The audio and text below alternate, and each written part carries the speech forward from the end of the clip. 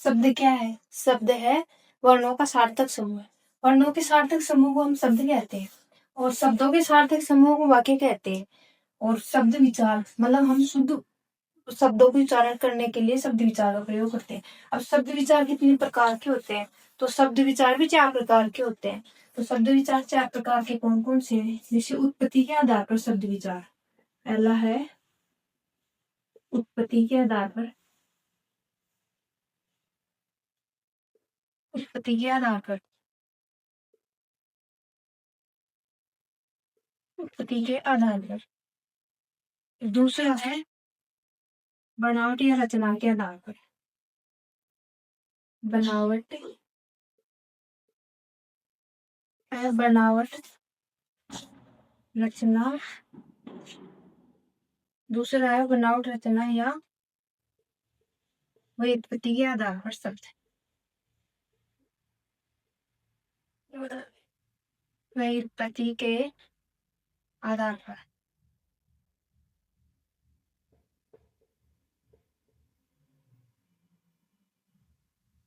फिर तीसरा है रूप के आधार पर शब्द।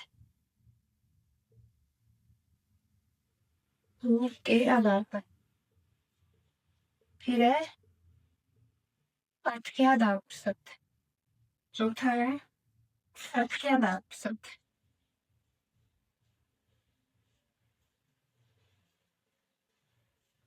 अर्थ के आधार पर शब्द। वैसे शब्द 4 प्रकार के होते हैं। पहला है उत्पत्ति के आधार पर शब्द। दूसरा है बनावट या रचना या व्युत्पत्ति के आधार पर शब्द। और तीसरा है के आधार पर शब्द। और चौथा है अर्थ के आधार पर शब्द। अर्थ के आधार पर शब्द विचार। तो व्युत्पत्ति के आधार पर भी शब्द 4 प्रकार के होते हैं। व्युत्पत्ति के आधार पर शब्द देखेंगे हम 4 प्रकार के होते हैं। तत्सम,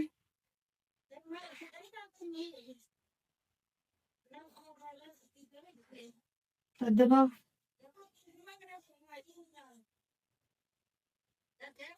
तत्सम, तद्भव, देशज, विदेशज। देशज और विदेशी भाषा के शब्द। विदेशज। तत्सम शब्द कौन से होते हैं? तत्सम शब्द वे होते हैं जो संस्कृत भाषा के शब्द जो जू के जू हिंदी में आ जाए, जिनका कोई रूप परिवर्तन न हो, वो जैसे कैसे हिंदी में आ जाते हैं, उन्हें तत्सम शब्द कहते हैं। और तद्भव शब्द वे होते हैं जो संस्कृत से आते हैं लेकिन हिंदी में आके रूप परिवर्तन कर लेते हैं, उन्हें हम तद्भव शब्द कहते हैं। और देशज शब्द है। देशज शब्द वे शब्द होते हैं जो हमारे खुद की लैंग्वेज लोकल भाषा में बोले जाते हैं, हमारे खुद प्रयुक्त हुए हैं, जो ग्रामीण लोगों के द्वारा जो शब्द बोले जाते हैं उन्हें देशज शब्द बोलते हैं। और विदेशी भाषा के शब्द वे शब्द जो विदेशी भाषा से प्रयुक्त हुए हैं, हमारे देश में नहीं है, दूसरे देश से आए हैं वो शब्द, उन्हें विदेशी भाषा के शब्द कहते हैं और प्रयुक्त हमारे देश में होते हैं, विदेशी भाषा के शब्द कहते हैं।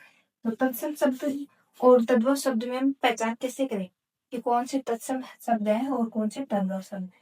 तो तत्सम और तद्भव शब्द में पहचान के लिए हम देखेंगे फॉर्मूला। पहला है श। ये श तत्सम शब्द है और श का तद्भव बनाएंगे तो श का ख बन जाएगा, ख। वैसे ही श्रेय, इस श्रेय है, ये भी तत्सम शब्द है और इसका तद्भव बनाएंगे तो श्रेय का श बन जाएगा। वैसे ही तरह है, इस तरह ये तरह भी तत्सम शब्द है, तत्सम शब्द का तद्भव बनाएंगे तो तरह का तय या छ बन जाएगा। वैसे ही घ है, घ भी तत्सम शब्द है, घ का झ बन जाएगा। और अण, ये भी तत्सम शब्द होता है, अण का हम तद्भव बनाएंगे तो ल बन जाएगा। और यह शब्द है, यह भी तत्सम शब्द है, इसका हम तद्भव बनाएंगे तो ज बन जाएगा। और एक है री, री भी तत्सम शब्द है, री का तद्भव बनाएंगे तो री का र बन जाएगा। और अनुस्वार, अनुस्वार भी तत्सम शब्द है और इसका अनुस्वार का तद्भव बनाएंगे तो ये चंद्र बिंदु में परिवर्तित हो जाएगा।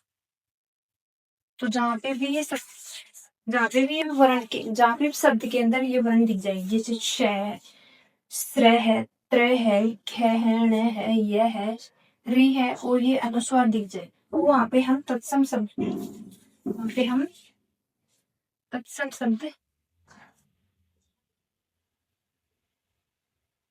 मान लेंगे। और जहाँ पे भी ये दिख जाए ख, जहाँ पे भी ख, से, तय और छ, झ, न, झ, र और ये अनुस्वार चंद्र बिंदु दिख जाए, तो वहां पे हो जाएगा पद का।